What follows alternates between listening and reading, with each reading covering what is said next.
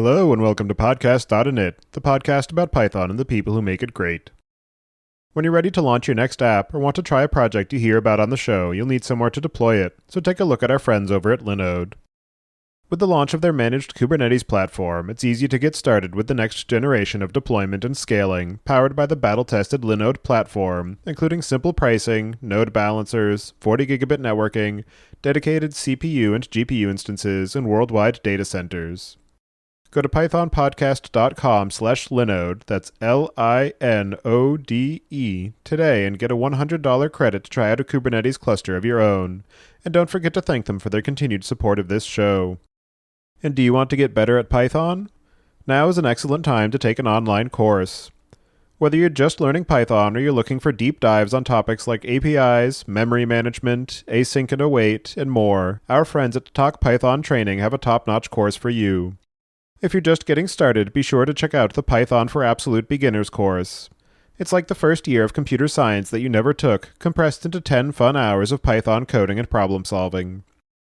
Go to pythonpodcast.com/talkpython today and get 10% off the course that will help you find your next level. That's pythonpodcast.com/talkpython, and don't forget to thank them for supporting the show. Your host, as usual, is Tobias Macy, and today I'm interviewing Lynn Root about Klio, an open source pipeline for processing audio and binary data. So, Lynn, can you start by introducing yourself? Yeah, sure. Thanks for having me. My name is Lynn Root. I am a staff engineer at Spotify. I've been at Spotify for about a little over 7 years now. Past 2 years, been working on audio processing infrastructure. And do you remember how you first got introduced to Python? Like it was yesterday, yes. So I myself have a bachelor's degree in finance and economics, but I wanted to, pursue a master's degree in financial engineering. So in order to apply, I had to learn how to code. And I got exposed to Python among other languages. And I basically said, screw finance, programming is so much more fun. So then I started, teaching myself Python. Doing so, started the PyLadies chapter in San Francisco. This is just basically me finding friends to learn Python with me. And soon after, I joined Spotify and then became known as our internal Python person, maintaining a lot of infrastructure tooling for developers to use for the language. Somehow got lucky enough to get stuck with a Python 2.3 migration road management. I got quickly introduced to Python, and I'm kind of stuck with it since. And so you mentioned that you've been responsible for a lot of the internal tooling, and I know that Spotify uses Python in a number of areas, most recently with this Klio project, but I'm wondering if you've also been involved with things like the Luigi project or some of the other interesting things that you've been tasked with aside from just the Python 2.3 migration.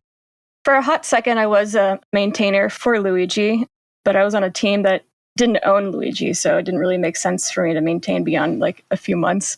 In terms of other open source Python related things from Spotify, I maybe in 2015 released a tool to help parse, it's called RAML, REST API modeling language, basically like YAML, but specific to defining a REST API. And then more recently, not under the Spotify name, but as a part of my job, I wrote a tool and released it called Interrogate, which helps you identify what code is missing its documentation, kind of like test coverage, make sure you have documentation coverage. So in terms of the Klio project, can you give a bit of an overview about what it is and some of the origin story behind it? So basically, Klio is Python-based framework for data processing. It's actually built on top of and wraps Apache Beam. And Apache Beam is an open source project. It actually originated in Google and provides a way to, define batch and streaming pipelines while being, quote unquote, embarrassingly parallel. That's their quote. So Klio is built on top of Beam, and it could be used for general data processing, but Klio is a bit more opinionated, and it's actually particularly tuned to process media or, any sort of binary file. And so the generic use case is processing large files, but it's also meant to handle particularly resource-intensive processing. So for instance, digital signal processing, where you look at the actual waveform of a media file. So you might be using packages like Librosa or PyAudio or PyDub, or like image stuff like Pill or Pillow, or maybe some system level tools like FFmpeg or ImageMagick.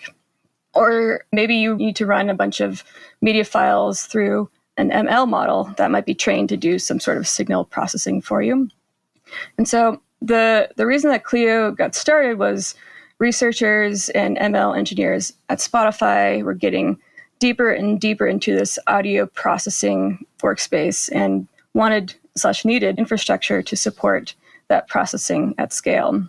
You can imagine we have a lot of analytics, ML models that are based on the metadata of audio, like artist, genre, that kind of thing.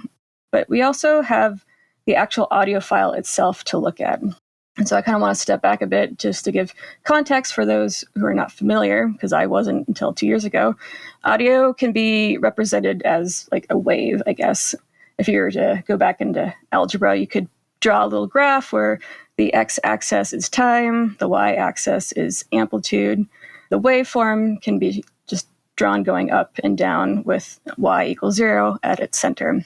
And so the higher the amplitude or the wave, the louder it sounds. And these waves can be sinusoidal, like smooth, up and down, or triangular, or square, or sawtooth. Then there's also frequency, which is how often that wave repeats in a given time.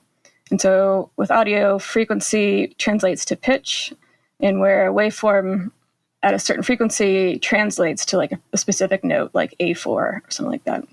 And so looking at this information can reveal some really cool things. Something as simple as estimating a song's tempo, since you can see all the beats of a song in its wave. You can track its pitch from the waveform, providing the ability to estimate what key the song is in. You can start looking into patterns as well, like an audio that's just spoken word, like a podcast, will look different than a pop song. We can detect, does an audio have speech in it? And then maybe from there detect its language. And this isn't necessarily anything new that Spotify is doing. It's called like music information retrieval. And it's an actual proper like academic subject matter for at least a couple decades now. But the idea of machine hearing is kind of new still, maybe a decade old, where we try to teach machines to listen to audio as humans do. So for a couple of years ago, our researchers and engineers started to do some real novel things with this signal processing and machine learning or machine hearing. For instance, it's always been difficult to take a single song and separate out what's called stems, like vocals and instrumentals. But about 3 years ago, our researchers essentially found a way to do it, and there's actually even a white paper about it.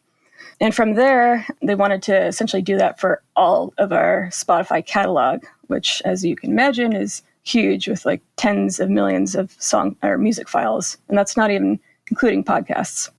So these folks, they started to slap together their own duct tape system, but quickly realized that they're not infrastructure engineers. They had a bit of difficulty scaling, and the fact that they had a lot of required maintenance kind of took away a lot of time from their actual research and development. And so that's essentially how Klio was born. It's, built by infrastructure engineers who should know a thing or two about scaling, hopefully, about observability and reliability, and then just empowers researchers and other engineers or anyone interested, I guess, in audio processing to only care about the processing logic itself. And you mentioned a lot of interesting problems that you're working to solve by being able to process these audio files, and particularly at the scale of Spotify, where you have so many different assets that you need to be able to process because of music and recently podcasts. I'm interested in understanding some of the specifics of the problems that are faced by engineers and researchers who are trying to work with this audio and binary data as compared to some of the other types of large-scale stream processing or data processing that is focused primarily on text or structured data. It's quite different, the problem space for binary versus like textual-based data. It is, inherently a lot quicker to crunch some analytics on audio metadata, like, trying to figure out what songs to recommend to a user, that the songs that are labeled in a similar genre as some other songs, and that computation, I guess, should be relatively quick. Dealing with like binary data brings a lot of resource constraints that you wouldn't, I guess, otherwise be concerned with. For instance, like the average song, like 3 to 4 minutes in duration, might be about 8 megabytes in size, and that's the compressed size. Downloading that takes up network bandwidth and potentially disk space if you're setting it to disk. Uncompressing that audio to actually load it into memory and to be able to analyze it will then take up 40 megabytes of RAM. Processing 40 megabytes of data itself can take maybe 1 to 2 minutes of CPU time, depending what you're doing, maybe even longer. Maybe you actually need GPUs to do all this processing. And then if you're using frameworks like TensorFlow, yet another heavy memory footprint, some libraries might not be well engineered for concurrency or not thread safe in terms of processing. So that might actually force you to write a pipeline that can only be 1 thread per process. A lot of these audio frameworks in general are just actually wrappers around tools implemented in other languages or have C bindings, maybe even need to like shell out to call like f of mpeg or something like that. So you need to make sure that you have your runtime environment set up properly with all those system level dependencies. So I guess overall it does get a bit hairy, but it's like a super interesting space to be in because I don't remember the last time I really had to deeply care about lower level constraints like this, especially with the advent of the cloud computing kind of thing. Digging more into the Klio architecture itself, I know that you mentioned that it's built on top of Apache Beam, which is a framework for being able to handle both batch and stream processing over large volumes of data and on arbitrary compute substrates. And particularly because of these performance-sensitive characteristics, I'm curious what the decision process looked like as far as choosing the underlying framework to work with, but also the decision to use Python versus something that might be more close to the metal as far as the performance optimizations. So that's a good question. We definitely looked elsewhere first, like just kind of tried to understand the lay of the land. We didn't want to unnecessarily write something that already existed. There's certainly like a lot of audio processing tools out there, but that's not necessarily the problem. The problem here is scaling with resources, right, as you said. And so we actually kind of looked at data processing frameworks in hopes that they could help with our requirements. So we looked at, beyond Beam, we looked at stuff like Argo or Airflow, even Luigi, some others. And I mean, there's so many, I guess. There's a new data processing framework popping up every week. But some frameworks, don't support streaming or event-based processing, only batched processing. Some didn't support being able to configure the types of hardware that you needed, which is very job-specific, since one might need more memory or ability to provide these, like a Dockerized environment or specify the exact runtime requirements needed. And so, some of the problems that we're needing to solve is we did need that streaming/event base so that folks can process audio as soon as it's available to our catalog. We had users with very different hardware requirements, so it had to be flexible in that regard. We have, so many different frameworks that folks can use. Needed to ensure that the runtime environment can be kind of essentially hard pinned, versions and stuff like that. Because it is research, it needs to be reproducible. So again, Dockerization of environment was ideal. We do have Klio, which is a Scala implementation of Beam, but we could have looked more deeper into that. But the actual lingua franca, I guess, of audio processing in ML is Python-based.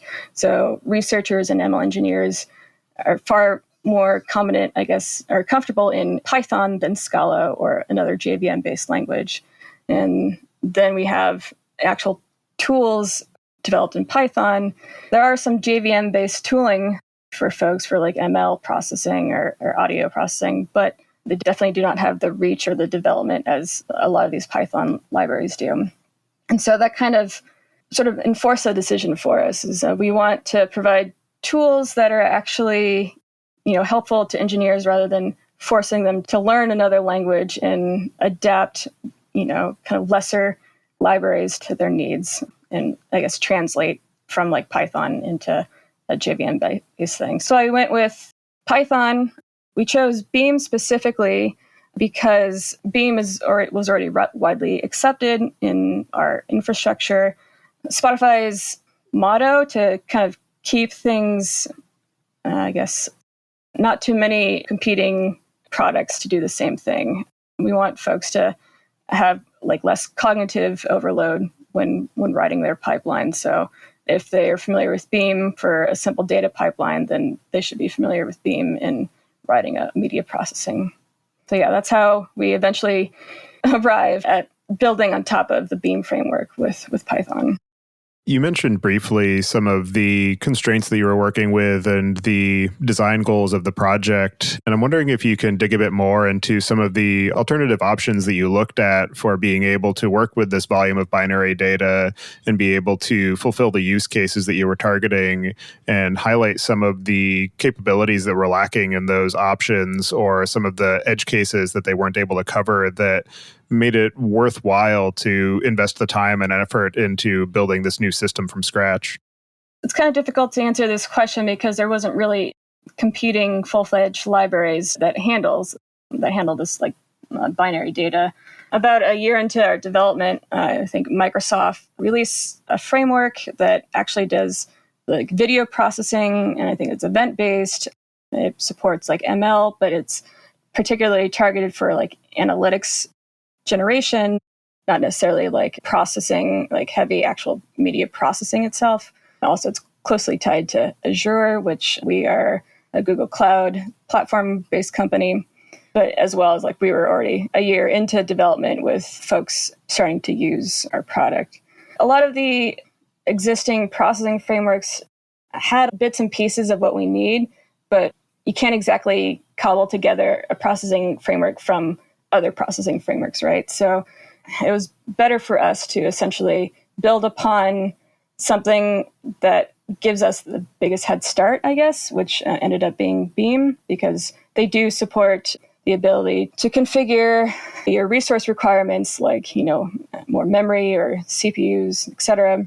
They do support running on Dataflow, which is in Google Cloud, so we don't have to actually manage the running of the pipelines ourselves. It already has Python SDK, so you can actually write, a vanilla Beam job that kind of looks similar to Klio, but, you'd have to do a lot of the boilerplate that Klio does. So it's actually quite easy to go between the two if need be. So yeah, they had a lot of the basic needs. Yeah, they also ability to customize our runtime environment with, whatever dependencies we need. And so the framework, there's a lot of architecture around it and it tries to be a bit more opinionated. In terms of the actual design of the framework, you mentioned that Klio provides a decent amount of boilerplate for people who are looking to build these jobs on top of Beam. I'm wondering if you can talk a bit more about the design of Klio itself and some of the capabilities that you've baked into it to simplify this work of processing these large binary files and being able to integrate with the broader ecosystem of audio processing within Python packages. Klio, I guess, tries to do a lot of things and essentially make it stupid easy to write an audio processing pipeline. So when you're writing like a Klio job, you're essentially, writing a Beam pipeline. It should look familiar, but all you need to do is just write what the processing logic is. A user's perspective, you have like a CLI tool that maybe creates like some template files for you for a new job. And you just add some job-specific boilerplate code that defines your processing logic in the pipeline. That pipeline itself might be a few steps, like first download this file from this like cloud storage bucket, pipe that into logic that actually handles processing, like stem separation, like separate vocals from instrumentals, and then take that output, and now you have like two outputs, and upload to their respective cloud storage buckets. So like the CLI helps the management, including building a Docker image for the job, deploying the job, stopping it. what you actually don't see is when you run the job locally, everything is actually running in the Docker container, not on like locally the host. And this is to help with consistency environments. But if you step back a bit and take a look at the job as more generically, it has maybe typically two types of input, like an event input, which is like a trigger, and then another input, the actual binary file to process. Similarly, it has, two outputs, event output and the data output. And so a job receives an event where the event contains a unique reference that points to a binary file. This is basically a trigger saying some work needs to be done. And then that gets mapped to the actual binary data lookup, some like cloud storage bucket. The job then downloads the file, does the processing, uploads the result, as I said before, to another bucket, an event to its event output, signaling that the processing has been done for that particular file.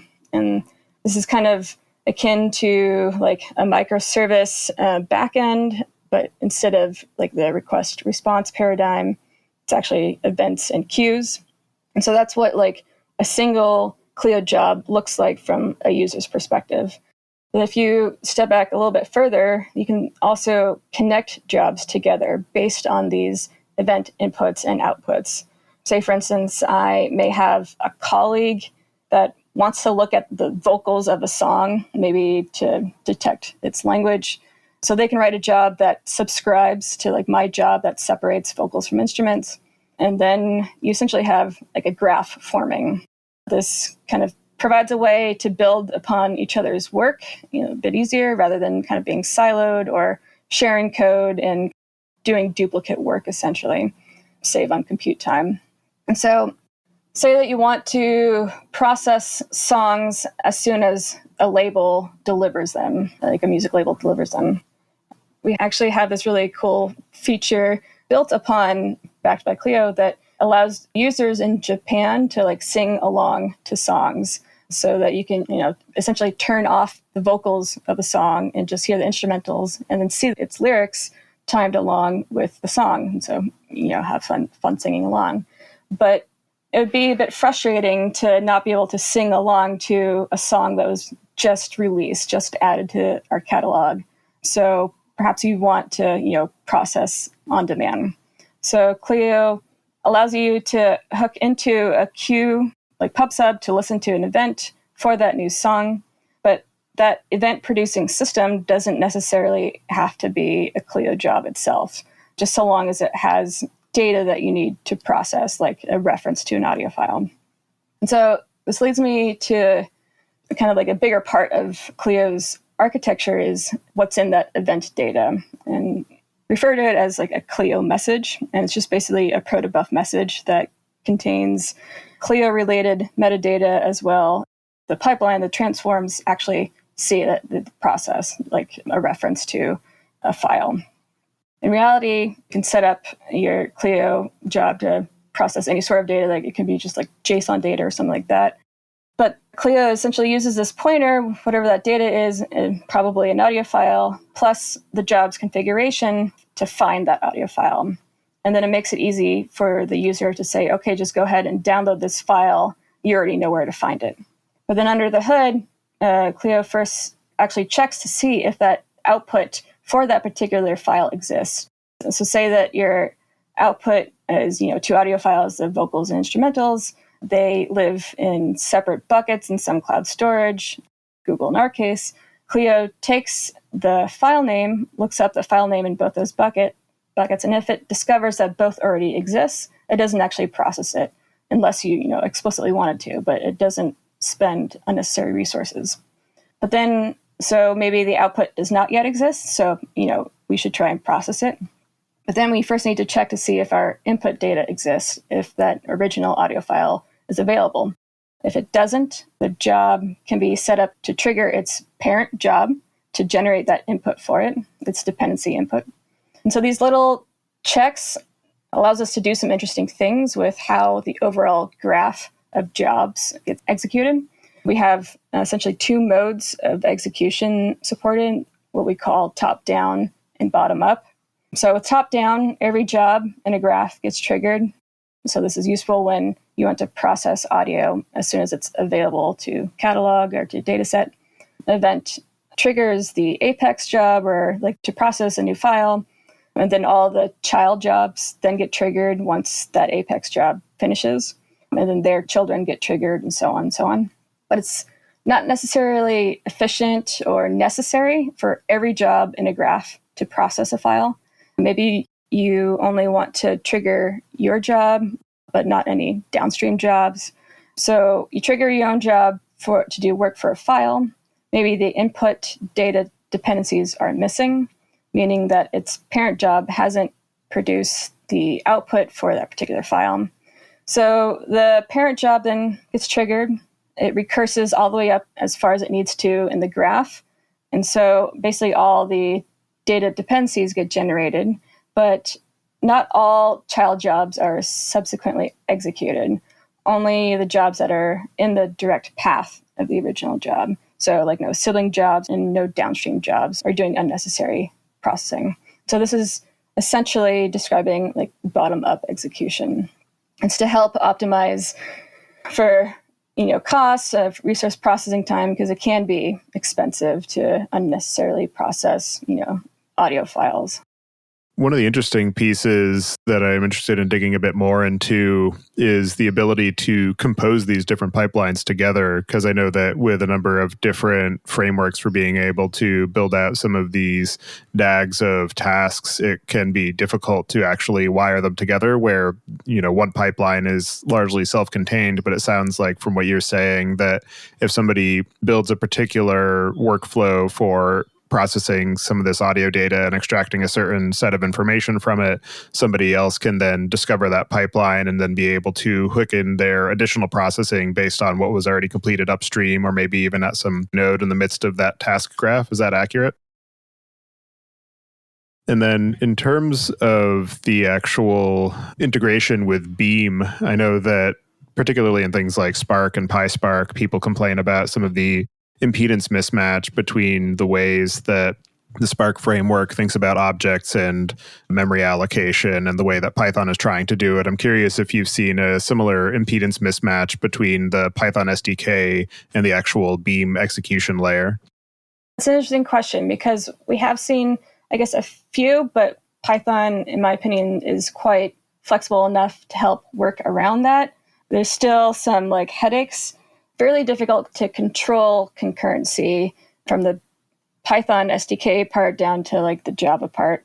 Sometimes you do need to limit processing to only one thread or two threads per process, or only one thread per core, because you have a really memory intensive TensorFlow model or something that's not thread safe. So the ability to do that doesn't necessarily exist within at least the Apache Beam part of it. And the underlying Java framework for that doesn't expose any kind of knobs that you can turn to help limit it on that end. So a lot of times we need to kind of force something like this feature of concurrency management into Klio itself. What Klio does is try to not make that a concern for its users, so you don't get that kind of complaint from users that kind of abstracts that away, all those kind of difficulties. But I do have to say that there hasn't been much of that issue between the Java and Python SDK, or the Java underlying implementation and the Python SDK that talks to it. It's been very kind of, not necessarily easygoing, but no other sort of real big unsurmountable challenges have come up due to differences of the two languages. And then digging more into some of the optimizations that you've built into Klio, particularly for things like the bottom-up processing that you mentioned of being able to determine whether an upstream job needs to be re-executed or not based on your downstream requirements. I'm wondering if there are any other useful or interesting capabilities that you've built into Klio for being able to handle some of these particular edge cases or some of the optimizations that are necessary for working with these large files and the volume of I/O that's necessary as a result. Yeah, there's a handful, and we have so many ideas in development or on our roadmap. But right now, there are tools that allow users to download files, but download them to memory so you don't, write to disk and take up disk space. And then in doing that, you then have like a choice on how it can be pickled. For instance, NumPy, a lot of like the waveforms are represented in NumPy arrays. NumPy's pickling optimizes for memory, whereas a standard lib pickle optimizes for speed. So you do have that choice. It's quite nice. Sometimes you need to like debug a DAG of jobs. So you don't necessarily want to make it do work. You're able to kind of debug a DAG of jobs by sending like a message in ping mode. So you can kind of track what would happen if this audio file were to trigger, a certain job, and you can see it go through the graph and what actually would happen if it would, find output or input, or if it, raises an error at a certain place that you can't easily find. It's a rudimentary approach to tracing like a backend request kind of thing.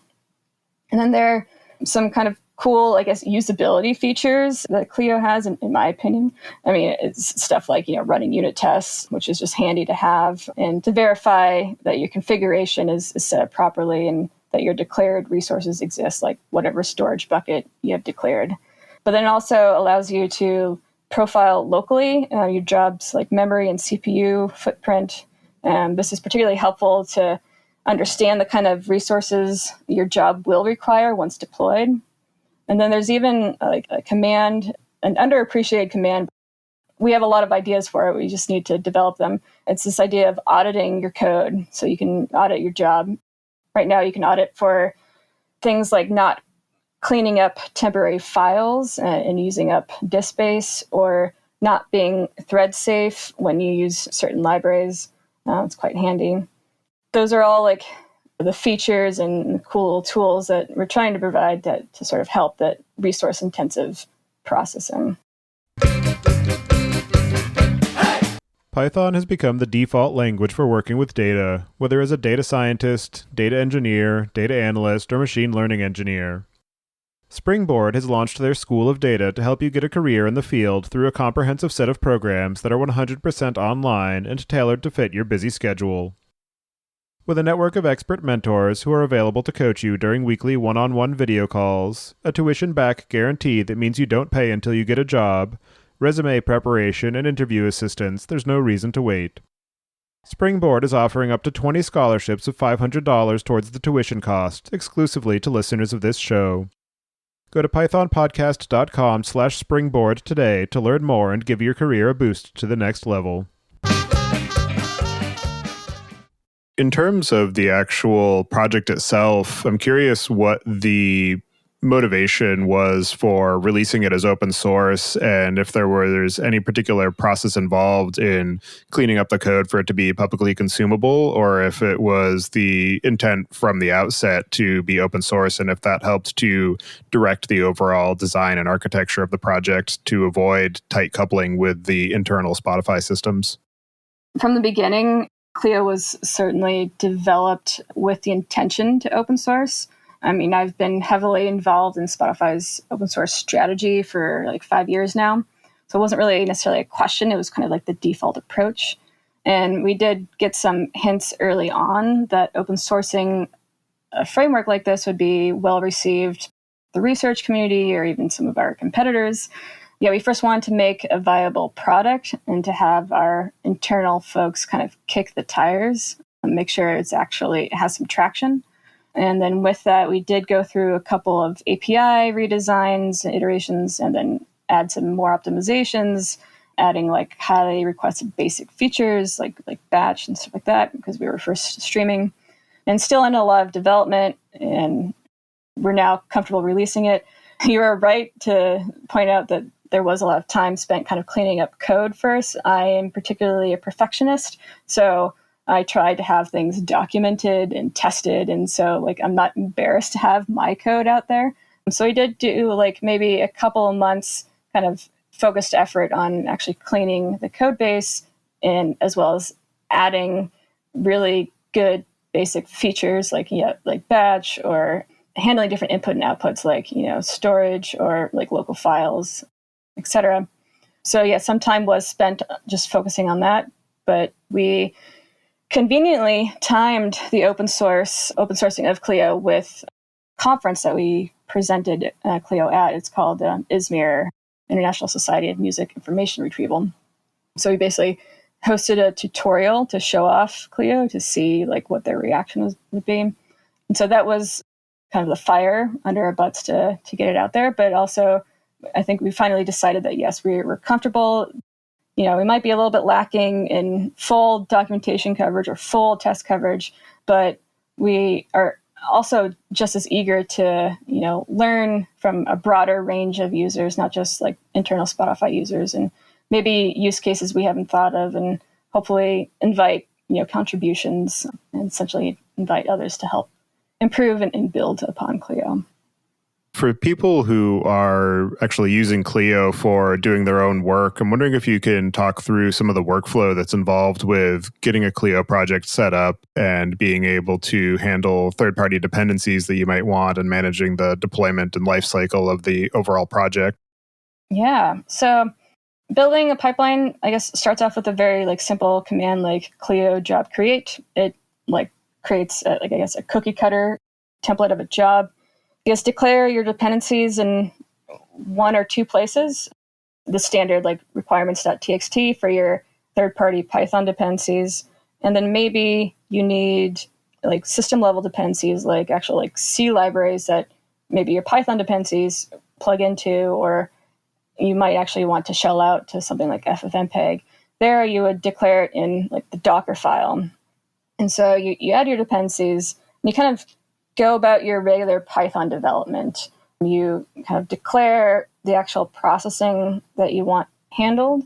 Behind the scenes, Klio actually takes care of reading those event trigger inputs and writing, and it can handle the data reading input and writing output for you. But essentially, all you have to worry about is, okay, you've received a trigger that has this reference ID. What should the job do now? And so maybe you take that file and run it through your model, and then you just return the result.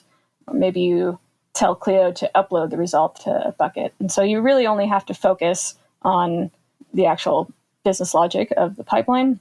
And then once that is all defined, you probably want to test it out locally. The CLI tool allows you to easily kind of get it running locally to see if it works. You're able to kind of publish a message to its queue from the CLI as well. And then from there, you should be able to see some really pretty logs. And maybe good enough to write some unit tests. As I kind of hinted before, Klio kind of will run those unit tests in the Docker image for you. So it should be the same environment as it would be when it's deployed. Then maybe you're totally comfortable and confident and want to deploy it. Klio job deploy command will just put it out there, put it on your configured runner, which right now is either direct runner, the local runner, or data flow. So on the Google Cloud data flow, it should then take up all of the heavy lifting of orchestration. You won't have to worry about spinning up all the resources needed. If you want auto scaling, can configure that so that maybe all of a sudden you have a huge load of audio files to process. It'll take care of scaling for you. With that kind of comes in built-in metrics and observability, which Klio can help you kind of discover, help you find those dashboards that are created, because it can be a little bit, not necessarily cumbersome, but kind of difficult to find initially. Klio also allows you to define metrics that you want so that they show up onto the dashboards. Maybe you have a new model, a retrained model, and you want to redeploy your job with this new ML model. You then kind of go through that process again of just updating your code, kind of rebuilding the image, and then Klio job deploy will take care of taking down that old job without losing the in-process work for you. Things, work in progress and the actual pipeline will kind of get drained, will continue, but any work still in the queue will just kind of be paused until the new data flow job is run. And now you have this new model deployed, and you need to reprocess the old data that had been processed by the old model. You can then retrigger all those audio files that need reprocessing by just a simple force retrigger. So Klio will say, oh, I do find this output already existing, but you told me to force it, so we're going to go ahead and process it for you. So yeah, that's sort of like an overview walkthrough of sort of the general workflow with a Klio job. Yeah, or integrate with it more directly. What are some of the extension or integration points that you have exposed for being able to expand its utility beyond just the core feature set? There are actually quite a few points of like extension. For instance, like you would just have to write like a small little class to like read from or write to like an AWS service or Azure service for like SNS or S3 or Q storage or whatever. Similarly, we have like support for metrics and only for like log-based metrics and Google Stackdriver, but it's extremely easy to extend the metrics client beyond that, maybe StatsD or Grafana. Then it would take a bit more code, but should be able to extend Klio to actually work on other runners supported by Beam. So Beam supports Dataflow, but also Flink or Spark. And it's just a little bit more legwork, but defining support for that kind of runner is definitely possible and relatively simple. And right now, Klio has an optional library for like specific audio handling based off of like the Librosa package, but folks could easily make tools for easier pipelining of like image and video handling. So there's many areas, many touch points that should be relatively easy to kind of extend. And for people who are building on top of Klio, what are some of the challenges or misunderstandings or edge cases that they should be aware of or that you've seen people run into? There's in general like a common misunderstanding when you're first learning about Klio, particularly if you're not in like the research space of like audio processing, is that like Klio does the audio or ML processing for you, or it's a framework for that, when really Klio is meant to help scale that processing in a distributed way. Sometimes that can be a misunderstanding when going into the project, fresh. But then in general, the space itself is very complex and it has a natural, like, steep learning curve. So you might have to do a bit of self-education in order to get beyond like a simple hello world like example. And it's difficult for the user because it's hard to tell where Klio ends and where Apache begins or where Dataflow begins. You're interacting with Klio mostly, but Beam is doing like all of the pipelining work and Dataflow is doing all the orchestration work, or another runner, the orchestration work. But hopefully that doesn't necessarily discourage folks. What Klio has done is essentially make the nearly impossible possible. It is still complex. And what we're working on next is to make that complex a bit more simple. So in our roadmap, we have ideas for tools like better audio chunking or just file chunking. Right now, processing extremely large files like hours long podcasts is like less reliable, a little bit more shaky than, the 3 or 10 minute like song. We're hoping to build more useful utilities in the near future to address that sort of use case of extremely large files. Or for the odd music track that actually happens to run for a solid hour. Yeah. And so in terms of your own experience of working on the Klio project and being involved in this space of audio data processing, what are some of the most interesting or unexpected or challenging lessons that you've learned in the process? Of course, had to learn a lot about audio processing. I still couldn't write like a PhD based off of it or a dissertation based off it, but sort of, I had to do a crash course in, I guess, digital signal processing kind of thing, reading a lot of textbooks. But actually, the challenges that were more in our faces, in my face, was understanding pickling. I haven't actually, I know pickling, but I hadn't actually been exposed to it before this, and specifically with how Beam pickles. And so when launching a pipeline, particularly for like a remote runner like Dataflow, user code gets pickled locally and then unpickled on worker machines. So anytime pickling is used, it kind of can limit what you can do.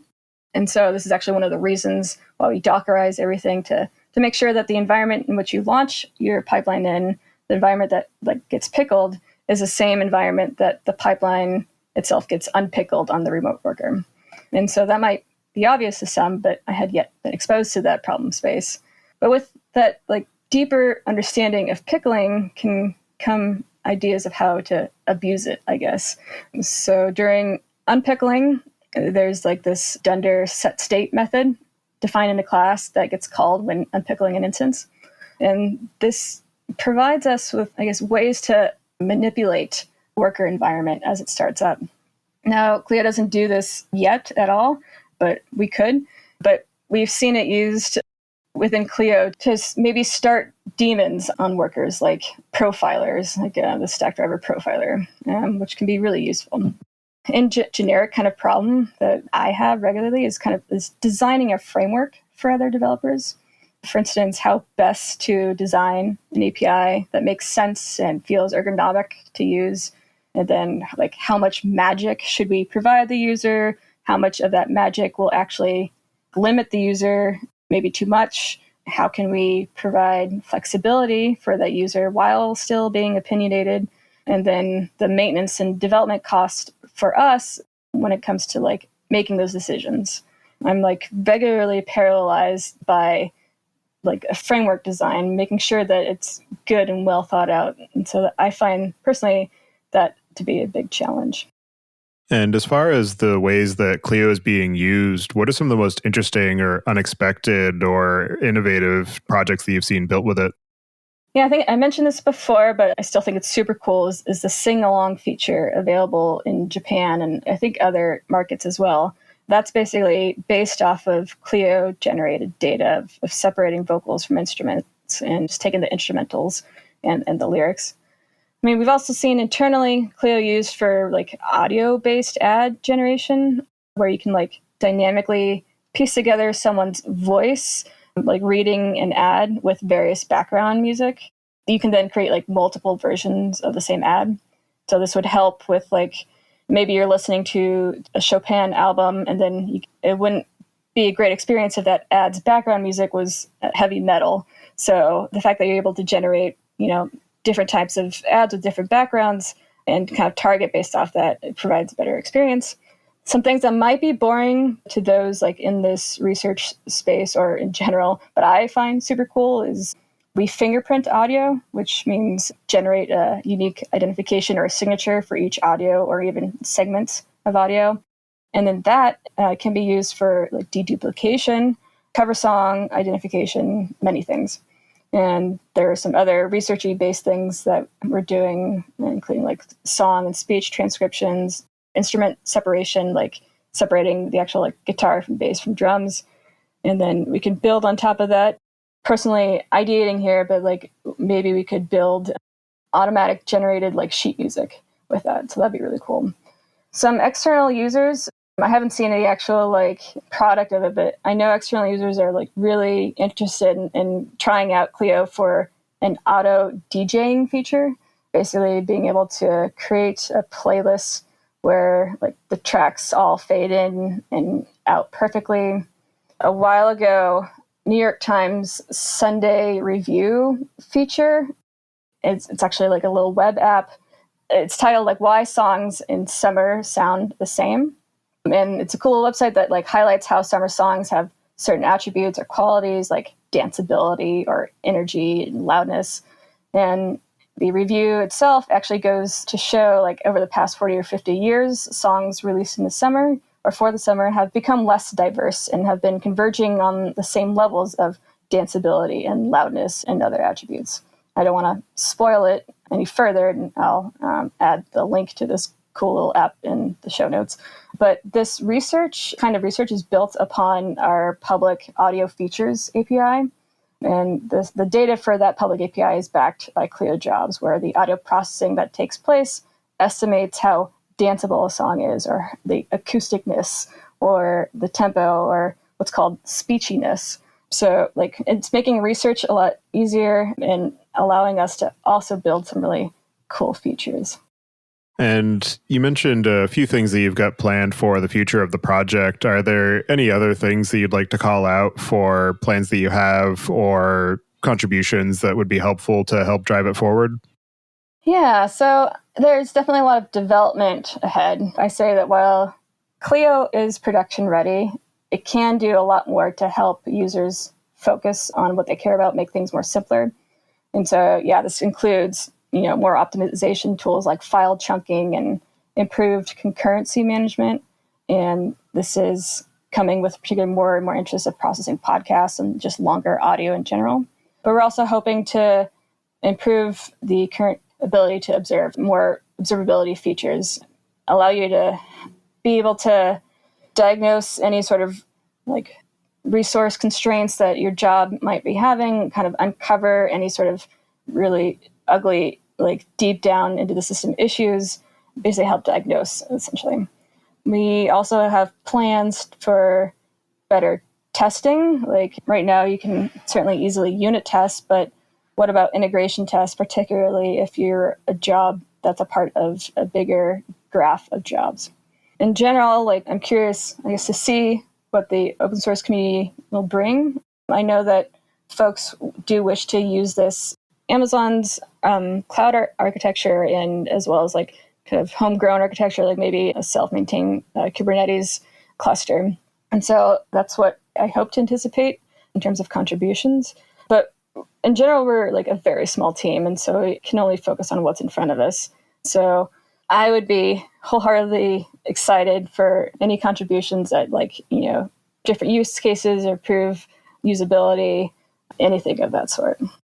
Well, for anybody who wants to follow along with the work that you're doing and get in touch, I'll have you add your preferred contact information to the show notes. And so with that, I'll move us into the picks. And this week, I'm going to choose the PSF fundraiser that's going on right now. They're looking to close out Q4 with some, hopefully, additional funds to help support the overall Python community. So if you have some time and are able to, definitely recommend contributing back to the PSF for all the work that they do for the people who use Python. And so with that, I'll pass it to you, Lynn. Do you have any picks this week? Yeah, just one pick. I hope this doesn't make me sound like a fangirl, but about a month ago, I started using this note-taking tool called Roam. It's super easy to take notes and create a graph of your notes, catalog everything that you might think. It's just better aligns with how I approach my own note-taking. So I highly recommend taking a look at it. Well, thank you very much for taking the time today to join me and discuss the work that you've been doing on Klio. It's definitely a very interesting project and interesting problem space. So I'm excited to see where it goes and the new capabilities that you're able to add to Spotify as a result of that, and some of the ways that the overall developer and research community can take advantage of it. So thank you for all of your time and effort on that, and I hope you enjoy the rest of your day. Thank you very much. I appreciate you having me. Thank you for listening. Don't forget to check out our other show, the Data Engineering Podcast, at dataengineeringpodcast.com for the latest on modern data management. And visit the site at pythonpodcast.com to subscribe to the show, sign up for the mailing list, and read the show notes. And if you've learned something or tried out a project from the show, then tell us about it. Email hosts@podcastinit.com with your story. To help other people find the show, please leave a review on iTunes and tell your friends and coworkers.